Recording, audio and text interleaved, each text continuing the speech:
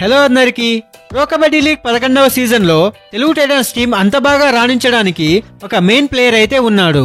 అతని తెలివితేటలు, అతని కెప్టెన్సీ స్కిల్స్ అయితే మనకు చాలా మ్యాచెస్ లో విజయాన్ని సాధించి పెట్టాయి. అది మరెవరో కాదు, విజయ్ మాలిక్. అవును గైస్, విజయ్ మాలిక్ గురించి ఎంత మాట్లాడుకున్నా కూడా చాలా తక్కువే అని చెప్పాలి. యాజ్ ఏ పర్సన్ గా, యాజ్ ఏ ప్లేయర్ గా, యాజ్ ఏ కెప్టెన్ గా, యాజ్ ఏ ఆల్రౌండర్ గా విజయ్ మాలిక్ తెలుగు టైటన్స్ టీం కి ఒక బెస్ట్ ఆస్పెక్ట్ గా చెప్పవచ్చు. సో మనం ఈ వీడియోలో విజయ్ మాలిక్ యొక్క పీకేఎల్ 11వ సీజన్ లోని పర్ఫార్మెన్స్ రివ్యూ అయితే చేయబోతున్నాం. విజయ్ మాలిక్ యొక్క స్టాట్స్ అన్ని అనాలిసిస్ చేసి ఈ వీడియోలో అయితే క్లారిటీగా తెలుసుకుందాం. సో ఫ్రెండ్స్, వీడియో చాలా ఇంట్రెస్టింగ్ గా ఉండబోతోంది. ఎక్కడా కూడా స్కిప్ చేయకుండా లాస్ట్ వరకు చూడండి. అలాగే చాలా మంది వీడియోస్ ని చూస్తున్నారు కానీ సబ్స్క్రైబ్ మాత్రం చేయట్లేదు. మీరు చేసే ఈ చిన్న సపోర్ట్ మాకు నెక్స్ట్ వీడియోస్ చేయడానికి చాలా మోటివేషన్ గా ఉంటుంది. సో ఫ్రెండ్స్, ప్లీజ్ ఛానల్ ని సబ్స్క్రైబ్ చేసి సపోర్ట్ చేయండి. ముందుగా విజయ్ మాలిక్ గురించి యాజ్ ఏ ప్లేయర్ గా, యాజ్ ఏ కెప్టెన్ గా మాట్లాడుకుందాం. మన తెలుగు టైటన్స్ టీం కి ఈ సీజన్ లో ఒక బెస్ట్ ప్లేయర్ గా చెప్పవచ్చు.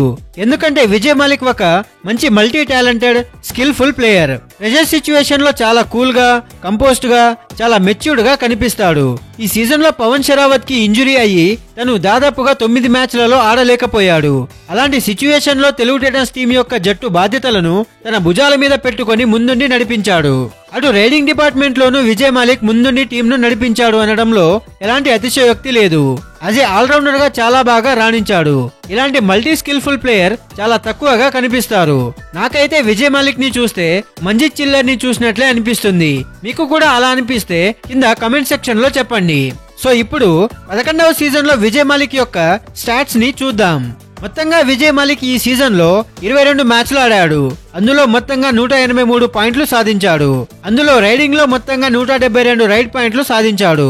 అందులో 7 సార్లు సూపర్ 10 సాధించాడు. అయితే డిఫెన్స్ లో కూడా విజయ్ మాలిక్ 11 టాకిల్ పాయింట్లు సాధించాడు.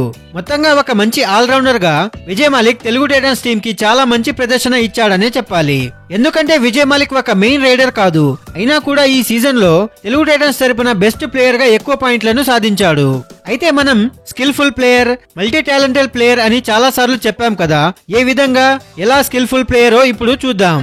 ఫస్ట్, విజయ్ మాలిక్ ఒక స్మార్ట్ ప్లేయర్. ఎప్పుడు ఎలా ఆడాలో, ఏ విధంగా ఆడాలో, ఎవరిని ఆడించాలో చాలా కూల్ గా, కామ్ గా థింక్ చేసి ఆడతాడు.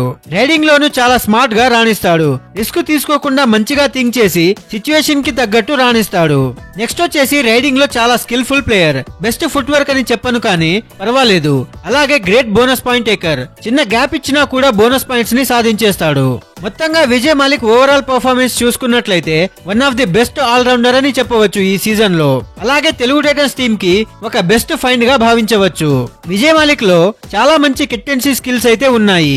మంచిగా యూజ్ చేసుకుంటే చాలా మంచి ప్లేయర్ గా ఎదుగుతాడు. అతన్ని బాగా సానబట్టి మన Telugu Titans team next season లో బాగా రాణించాలని ఆశిద్దాం.